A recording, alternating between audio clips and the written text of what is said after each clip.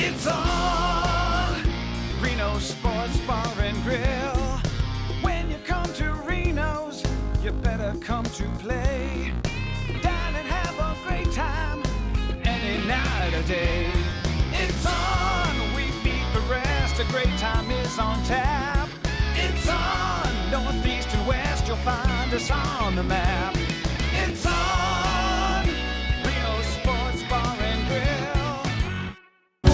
Welcome to Pickleball, Michigan and Beyond, a show that explores the people, players, places, and most importantly, communities that make up pickleball in Michigan and around the world. Here's your host, Tony Conley.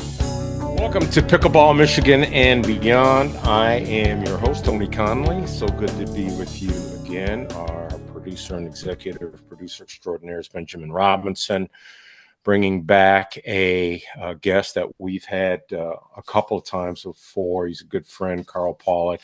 He's a great instructor. I've taken his class a couple of times. And we're really going to get real when we talk about upgrading your game. Carl, how are you?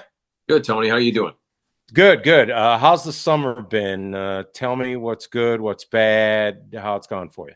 Oh man, it's been an awesome summer for me. I spent most of my time doing music gigs and stuff. So I played every weekend this summer except for one. So and I was booked every weekend, and I had to cancel for family. I just had to be around. So curious, how long have you been playing pickleball? I've been playing pickleball since probably 21, 22, something like that. Okay. Is your game improving? Oh yeah. Yeah. How so? Well,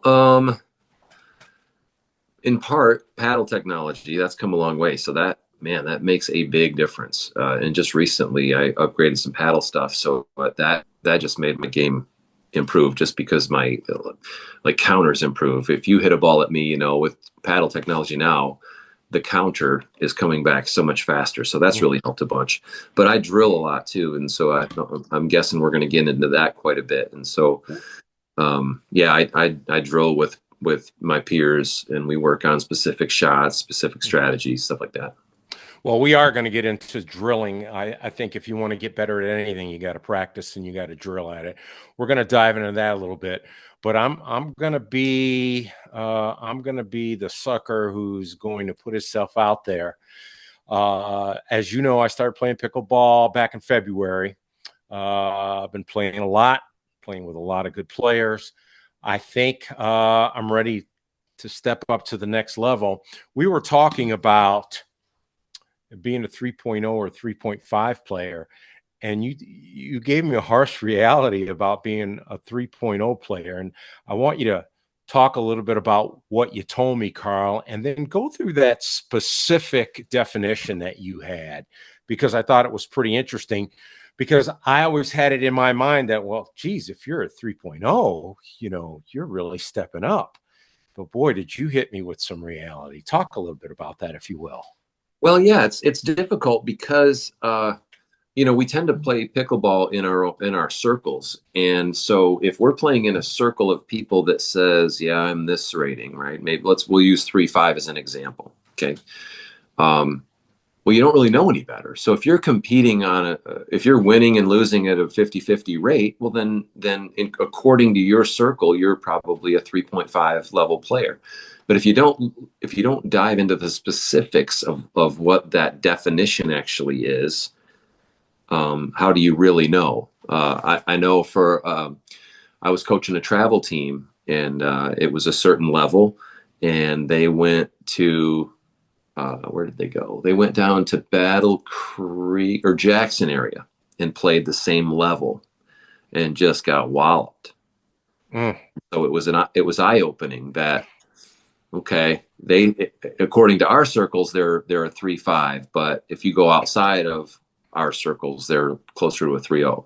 And you said something to me, Carl, that really struck a chord as a basketball coach, especially as the coach of kids. My youngest son plays Division I football. My oldest son played Division II basketball. I know a little bit about this, and you can kid yourself at a level. For example, my oldest son was playing AAU basketball, and we were traveling to all these national tournaments. He wasn't getting a lot of playing time, and I don't think his skill set was at where these kids were. These are kids that are going to go to the Power Fours, the North Carolinas, the Michigans, and so on. Once we went a level down, and he was playing with kids at his own level, and we were still traveling the Midwest, but he was playing with kids that would challenge him a little bit but weren't way over his head. He ended up being a Division II basketball player. And I will tell parents that with their basketball, start at a low level and work your way up. And don't let anyone fool you. Be realistic about where your kid is going to be. And I think we can take that to pickleball also. If you would, Carl, read what you found the definition of a 3.0 player is.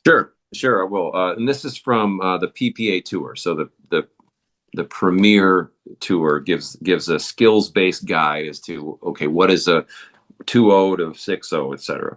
So this is what it says about a 3.0. A 3.0 player can hit a medium-paced forehand and backhand, can serve with depth and accuracy, can control a dink rally, can hit a medium-paced third shot drop, can hit a medium-paced volley with direction, as well as understand the fundamentals of the game, positioning, and may have played in tournaments. And so what immediately strikes a chord with most people is if I say, can you control a dink rally? Well, and this is a little bit different than USA Pickleball, but most 3.0 players don't even get into a dink rally, much less control one.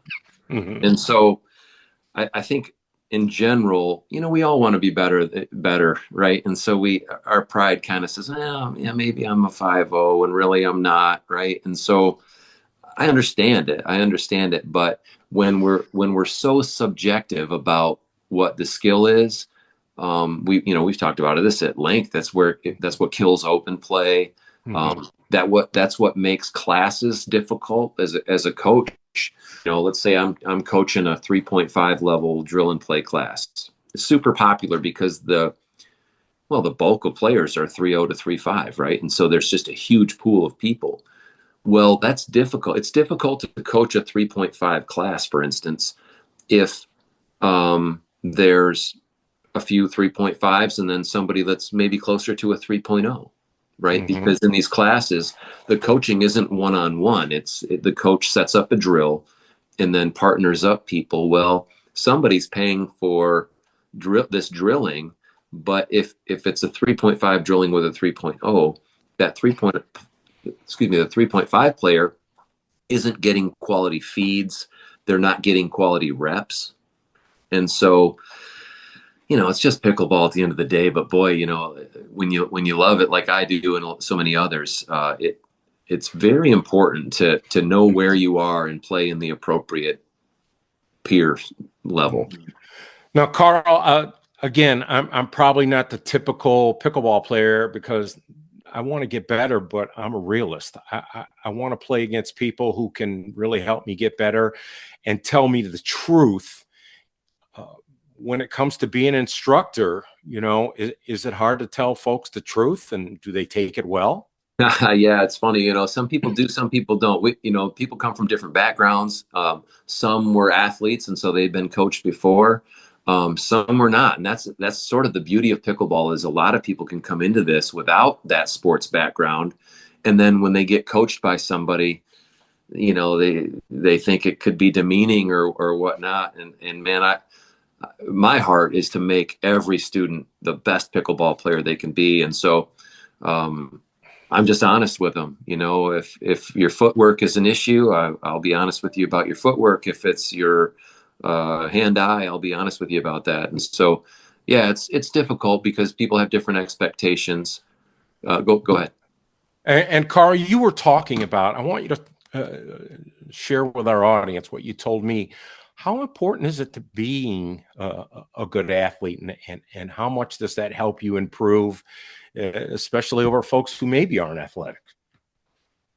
Well, I mean, real talk here, Tony. I mean, some people are athletic, and in part of that, there's an aptitude for understanding the puzzle of a sport. Being able to see a play that IQ.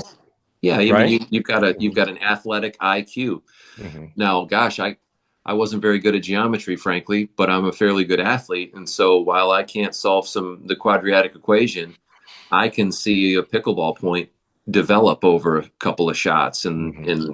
And so human beings are different that way. And some people have it, some people don't. Some people also have hand-eye coordination, and some people don't. And so, some folks might not ever get better than a 3.0, and that's okay. Hmm. And, Well, we all have that rate of improvement that's a little bit different. and maybe IQ is uh, something I think I have, but learning while you play, I'll be playing against people I don't know, and I'll hit a banger at their forehand, at their backhand to see what they can handle and what they can't. And if they consistently can handle something I'm doing, then I'm going to go to something else, at least to try and find weak spots where I could be Yeah. more successful. Part of IQ, you think? Oh, absolutely. Yeah. I mean, I liken it to chess and checkers. Mm-hmm. Checkers in the pickleball world is just banging back and forth and just seeing if you can overpower somebody. Where chess is like, okay, yeah, I'm going to pick apart your weaknesses. I might set up a shot that's 2 shots from now. And if I could help folks who maybe are like me, somewhat beginners, I think when it comes to drilling, Carl, you have to enjoy the journey. I liken it to weightlifting. I try to lift weights 3 times a week. I'm always trying to increase what I do. I'm trying to get better, but you have to enjoy the journey. You have to enjoy the grind. How important is that? And when you're talking about drilling and working on your game. Well, if you want to get better, you're going to plateau at some point. Okay. So Mhm. if you're not drilling specific shots, third shot drops, counters, like block volleys to your opponent's feet. If you're not practicing all those things in a game setting, like if you and I are playing rec ball, Mhm. well, you're only going to be able to do those shots 4 or 5 times in a game, right? And so you're just not going to get that much better at it. But if you drilled for 20 minutes, you might do that 300 times. And so I'll liken it to recreational golf. How many rec golfers, they go to the driving range, man, and or the putting green even. So they're Mhm. driving the ball, they're putting, but they go in the sand, and what happens? They're in big trouble, right? Mhm. So how well are you going to get out of a sand trap if you're never practicing it? And Mhm. so you're just going to swing not knowing. Well, I don't know how far this is going to carry in the air or whatever, right? And so it's the same. It's the same with pickleball shots. If you're not drilling, you're just gonna respond out of it like a state of like anxiety, right? If I Mhm. drive a ball at you, you're going to be anxious. Or if I drive the ball or I'm a banger or whatever, you're going to be anxious rather than having trained and had somebody continually drive the ball at you so that you can block volley well. Mhm. You would no longer be anxious against the banger. All right, let's talk drills then. Sure.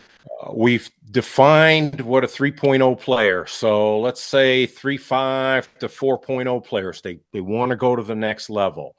What's the best thing to work on? And I kind of know the answer to this, but I want a pro to tell this story. Well, the biggest difference between, let's say, 3.0s and 3.5s is 3.5s understand the importance of getting to the kitchen. I mean, you've got to get to the no volley zone line. Mhm. You're shrinking the opponent's court. You've got a chance to take balls out of the air, put them away. 3.0 players are timid. Most of them know they don't have that much control, especially if somebody hits it hard. So they Mhm. like to stand back like a tennis Mhm. player, so they've got more time. Mhm. But we know in pickleball that ball's not going to bounce much. You're just never going to get to a short ball. So Mhm. you've got to work on getting to the kitchen. Number one, you've got to get there. And in my 3.0 classes, for instance, you've seen this as a beginner. You hit that return of serve and you stay back. Mhm. Well, the return of serve is the only time you're guaranteed to get to the kitchen line before your opponent. That's the only Mhm. time. And Mhm. so if you're not taking advantage of that, that's a lack of strategic understanding, right? And so you've got to work on getting to the kitchen. Once you've gotten to that point, the next step is like, okay, well, when I'm at the kitchen, what are the smart shots? What balls are attackable? What ones do I just need to play defense on? That kind of thing. Carl, when I play with my wife, the next thing I'm going to talk to you about is not a weakness, because my wife encourages me. She knows I'm aggressive and athletic, so she encourages me to get to the net and not to be afraid to take shots I can get to accurately that might be hogging her side of the court. Yeah. When I play with other people, I'm paranoid about this. I do not want to be called a hog or whatnot. Talk a little bit about that, how to navigate through that, and knowing how to communicate that with a partner maybe you don't play with a lot. Yeah, that's difficult. That's difficult, especially at the intermediate level, because there's not that much of a strategic understanding. But at the advanced level, usually the player that's closest to the kitchen line. Okay, so if I'm returning a serve, let's say, and I'm on my way to the kitchen line, okay, their third shot's coming, but it's coming towards my side, but I haven't made it up there all the way yet. If you can get there first, do it. Right? That's called a poach. You're gonna take that ball because you can take it faster. It's all about speed, catching your opponents off guard, that kind of thing. I tend to say, especially, like for the over 40 crowd, if I can get it in one step, I'm going to take it. If I've got to take a couple steps, I'm probably going to leave it for you, because I'm out of position then, right? And so you got to be cautious of that. There's theories about respecting the X is a thing. If you think about the ball moving from the left side of the court as it crosses the net, it's coming over to the right side. That might be that player's ball. There's a bunch of different ideas behind it, but the game winning strategies is if you can get to the ball faster than your partner and not make an error, then you should take it. Okay, with the one-step rule, I like that. Something else I want you to elaborate on. My wife and I, again, will talk, and if I can poach a shot and get to a good shot, she's smart enough to get to the open side of the court, or maybe my weak side. Talk a little bit about that, how you need to read your partner and cover more court when there are situations like that. Well, yeah, in your case, when you're talking about a poach where you're leaving your entire side open, if I'm your partner, that shot better be a winner. Does that make sense? Okay. Yeah. So all right. If you're going to give up the entire side of the court, we both need to grasp or understand that your intent was you're hitting a winner right now. It's a guarantee, it's a lock, right? Okay. Because there's just not enough time in pickleball to play in that Australian doubles I. We're not playing in the I formation. You know what I'm saying? Well, there's just not enough time to cover the court. So I'd be cautious in poaching balls like that. Now, if it's a floating, they call it a sitter or a floater, where you can take 2 steps and put it away, do it. But use caution. All right, a couple more questions for professional instructor Carl Pawluk. Carl, one thing that I've been having a lot of success with is lobbing, especially lobbing to the backhand side and really putting it deep toward that back line, especially back corners. Talk a little bit about how effective that is and maybe how to counter it. Yeah, man, I love lobbing. A lot of people hate it. I think it catches people off guard. If you're hitting them out consistently, well, then just give up on it, right? But if you've got it locked in, and like you mentioned, you're already thinking, hey, I'm going to lob it over somebody's backhand. There really isn't too many people that have powerful backhand overhead. So you're not risking that much. It puts people off balance. It gets them away from the kitchen line. I love it. If you can add a little top spin to that, even better, because when it lands, it's going to take off and people can't track it down. So I think it's an excellent move on offense. You want to make sure, though, that your opponents are in the right position. You want that to happen where their weight's leaning forward. They're really focused on the kitchen line. Like it's effective. When I think about it, I think, okay, if we're kitchen to kitchen, are we in control of this point? If we're in control of the point, I'm not going to lob, right? Because we're in control. I anticipate we're going to win this in the next 2 shots. If our opponents kind of have us running all over the place and they're focused and they're just locked in on the kitchen, then I might send a lob over one of their backhands. You know what I mean? And Now, what I've been using it for, Carl, especially if I'm playing against an opponent where there's a defined stronger opponent, I'll send that lob to the backhand of the weaker opponent and make them play it from that. Talk a little bit about that, if you will. yeah, I mean, I was coaching some folks today. Everybody's noticing, especially the 3-0 and 3-5 leagues. Mm-hmm. It's lob city out there. I mean, they're, you know, a lot of folks aren't that mobile. It's a super effective tactic when you're playing with people that aren't mobile. You're probably not making a lot of friends if you're lobbing all the time, but it is an effective strategy if you're playing to win. Now, if you're getting picked on, I tell people, look, if you're getting picked on, there's no sense in you playing toes to the kitchen line. You might as well back up maybe 3 feet. Okay. Now you don't want to back up all the way to the middle of the transition zone, right? Because then if somebody hits a short dink, you're never going to get to it, right? But if you back up maybe just 2-3 feet off of the line, now that lob has to be perfect, or you're in a position to hit an overhead smash. So if I'm playing against you and I see that, man, you're just loving this lob, that tells me that you're probably not that confident in your dinking game, and so I'm going to take the lob away from you, right? And then final topic I want to talk about, and I see this in more advanced players, is spin, top spin. I've had some people give me mean looks and say mean things to me when I put backspin on a dink shot or some other opportunities I've had. I've been playing with some players who get mad at people who will serve to us with heavy spin on it. I love it because I'll just take a couple steps back and I can handle it. Talk about when to start adding top spin, spins to serves and whatnot into your game. Well, that comes through drilling. I mean, you're just not going to pull that out of your hat during a rec game, right? Without any kind of control. So you drill on that for a while. And the higher level games, I mean, it's a race to see who can get to the top spin game first. And usually the team that can start creating more top spin, especially at the kitchen, is going to win. So I think at the lower levels, folks have a harder time handling backspin. But at the higher levels, I learned this the hard way a couple years ago. I like to hit a slice return of serve. Okay. Now, if that slice lands, I don't know, halfway back, right? It's not going all the way back to the service line like I would like it. A good player is going to use that backspin and hit a top spin ball that's now spinning at twice the rotation to me. Okay. And what happens is if I hit a ball at you with a ton of top spin, when your paddle makes contact, that ball's going to go up.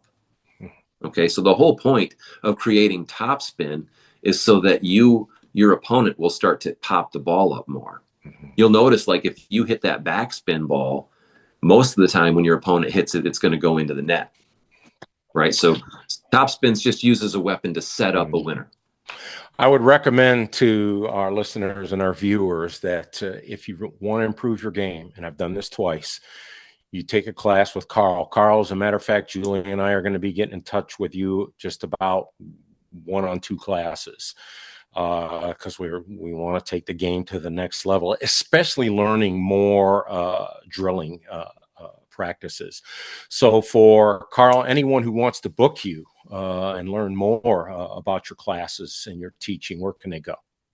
Well, they can go. You can find me at the Michigan Athletic Club. That's where I teach, and then I live up north of Clinton, in the Clinton County area. I can teach up here in places. So you can reach out to me via email at cwpawluk98@gmail.com, or find me at the Michigan Athletic Club. All right. I recommend folks get together with Carl. He'll be real with you and you will get better. Carl, as you know, I appreciate you so much. Can't wait to see you. Can't wait to play. Yeah, me too, man. I love it. I love teaching, love making you better. I appreciate it. This has been Pickleball Michigan and Beyond. I'm your host, Tony Conley. Benjamin Robinson is our producer. We'll see you next week. Thanks so much. Thanks for listening to Pickleball Michigan and Beyond. Follow us on Facebook and check out our website, pickleballmichiganandbeyond.com.